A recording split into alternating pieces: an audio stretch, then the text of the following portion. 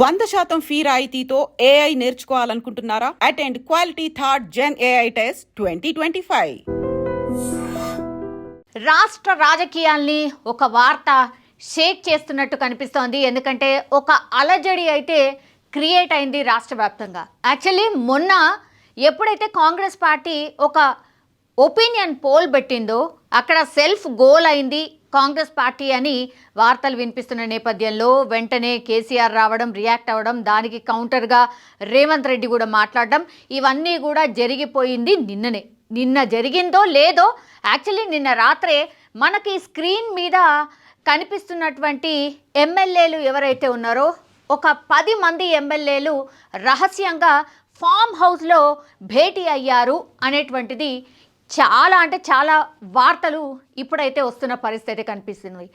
చాలామందితోని మాట్లాడే ప్రయత్నం చేసినప్పటికి కూడా 2-3 ఖండించారు తప్పించి మిగతా వాళ్ళందరూ ఎస్ భేటీ అయ్యాము, అందులో తప్పేముంది, మేం భేటీ అయితే కూడా అది వార్త అవుతుందా అన్న టైప్లో మాట్లాడిన సిచ్యువేషన్ అయితే కనిపిస్తోంది. ఇప్పుడు ఈ వార్త పూర్తిగా రాష్ట్రాన్ని అయితే షేక్ చేస్తున్న పరిస్థితి అయితే కనిపిస్తోంది. ఇది పుకార్లా లేకపోతే నిజంగానే జరిగిందా అనేది ఒకవైపు పక్కన పెడితే అసలు ఈ వార్త యొక్క పూర్తి సారాంశం ఏంది, ఇవన్నీ ఫొటోస్ చూస్తూ ఈ 3 ఫొటోస్ చూస్తేనే మీకు అర్థమై ఉంటుంది ఏంటి సీన్ అనేది. యాక్చువల్లీ వీళ్ళందరూ కూడా ఒక ఎమ్మెల్యే ఇంట్లో ఒక ఎమ్మెల్యే ఫామ్ హౌస్లో భేటీ అయ్యారు. ఈయననే అనిరుద్ రెడ్డి, ఆయన ఫామ్ హౌస్లోనే నిన్న రాత్రి భేటీ అయ్యారు వీళ్ళంతా అనేది ఇప్పుడు వార్త. సో ఏం జరిగిందో ఒక్కసారి చెప్పే ప్రయత్నం చేస్తాను. సీక్రెట్ మీటింగ్ జరిగింది అనిరుద్ ఎమ్మెల్యే అనిరుద్ ఇంట్లో అనేది ఇప్పుడు వార్త సారాంశం. యాక్చువల్లీ తెలంగాణ కాంగ్రెస్ పార్టీలో ఒక ముసలం అయితే మొదలైంది అంటూ ఒక ప్రచారం అయితే సాగుతోంది. దాదాపుగా 11 మంది హస్తం పార్టీకి సంబంధించిన ఎమ్మెల్యేలు హైదరాబాద్ శివార్లో హోటల్లో రహస్యంగా సమావేశమయ్యారని పుకార్లు వస్తున్నాయి. ఒక మంత్రి తమను పట్టించుకోవడం లేదని ఆరోపణలు చేసినట్టు సమాచారం. యాక్చువల్లీ ఒకసారి అనిరుద్ అనే ఎమ్మెల్యే వాళ్ళ ఇంట్లో ఫామ్ హౌస్లో భేటీ అయ్యారని ఒకసారి వస్తోంది, సీక్రెట్గా ఒక హోటల్లో భేటీ అయ్యారని ఇంకోసారి వార్త వస్తోంది. కానీ భేటీ అయితే జరిగింది, ఎక్కడో చోట వీళ్ళ భేటీ అయితే జరిగింది. 11 మంది భేటీ అయ్యారని కొద్దిసేపు వార్తలు వస్తున్నాయి. 10 మంది అంటున్నారు, 8 మంది అంటున్నారు. సో రకరకాల వార్తలు అయితే వస్తున్న పరిస్థితి అయితే కనిపిస్తోంది. వీటన్నిటి మీద క్లారిటీ రావాల్సిన పరిస్థితి కనిపిస్తోంది. అండ్ ఒక మంత్రి తమను పట్టించుకోవడం లేదని ఆరోపణలు చేసినట్టుగా కూడా సమాచారం. ఆ మంత్రి ఎవరో కాదు, పొంగులేటి శ్రీనివాసరెడ్డి మీదనే డైరెక్ట్గా వీళ్ళు తమ అసంతృప్తిని వ్యక్తం చేస్తున్నట్టుగా సమాచారం. అండ్ తమ నియోజకవర్గంలో తమకు తెలియకుండానే మంత్రి నిర్ణయాలు తీసుకుంటున్నారని కూడా ఎమ్మెల్యేలు అసహనం వ్యక్తం చేశారని ప్రస్తుతం వినిపిస్తోంది. సో వీళ్ళందరూ ఎవరైతే ఎమ్మెల్యేలు ఉన్నారో వాళ్ళ నియోజకవర్గాల్లో వాళ్లకు తెలియకుండానే మంత్రి ఆ నియోజకవర్గానికి సంబంధించి నిర్ణయాలు తీసుకుంటున్నారట. ఎవరు ఒప్పుకుంటారట్లా? సమస్యే లేదు. వాళ్ళ నియోజకవర్గాల్లో ఎవరైనా సరే వాళ్ళ ఎమ్మెల్యే అజమాయిషి ఉండాలి, వాళ్ళ కనుసన్నల్లోనే ఏదైనా పని జరగాలి.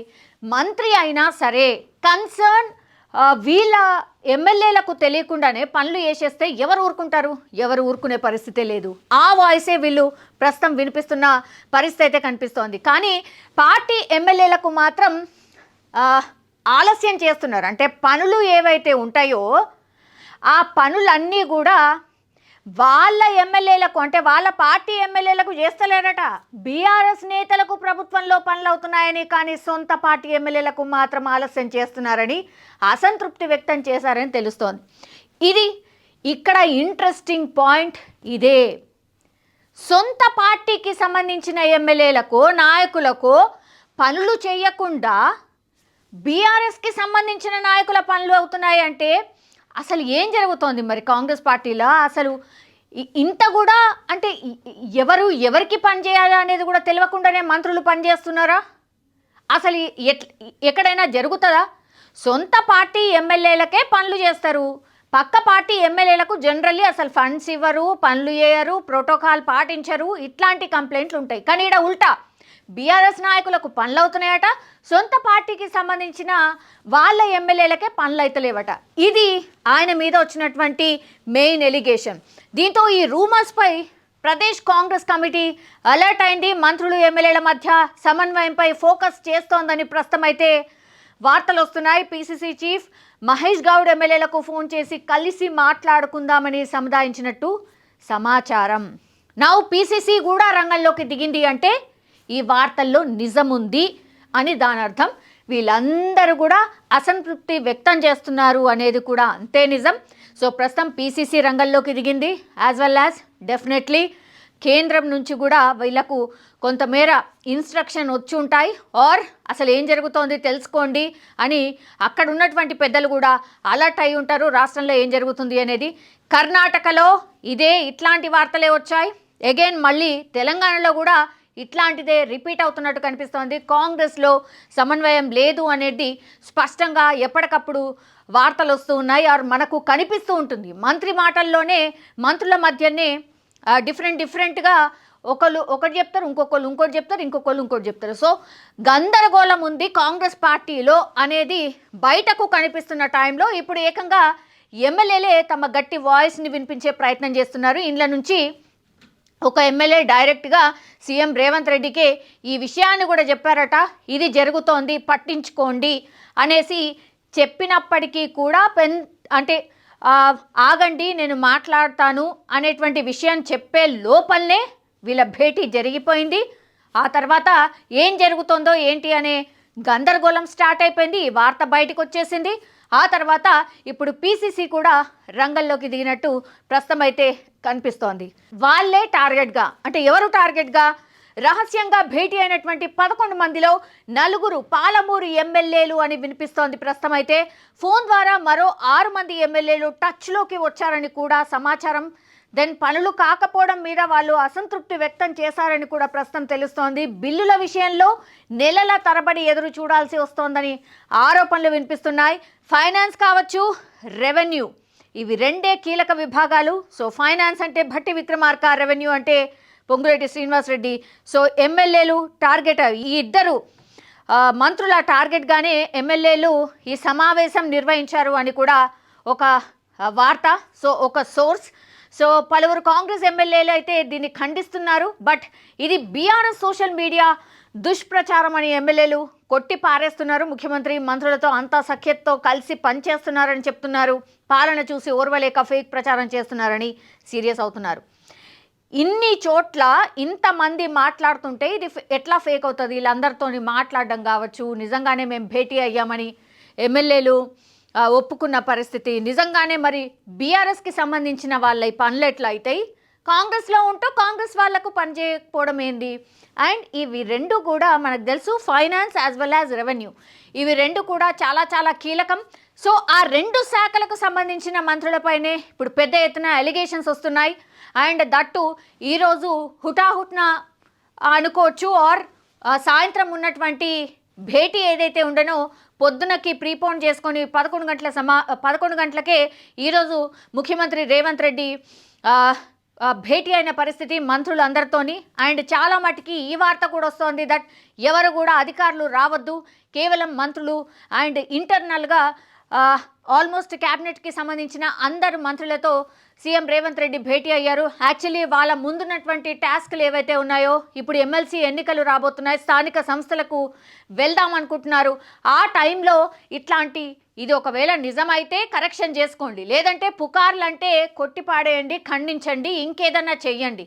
బట్ ఈ వార్తలు ఎంతో కొంత నిజం లేకపోతే ఎందుకు వస్తుంది? ఇంత కోపం ఎందుకని ఈ ఇద్దరు మంత్రుల మీదనే ఉంది?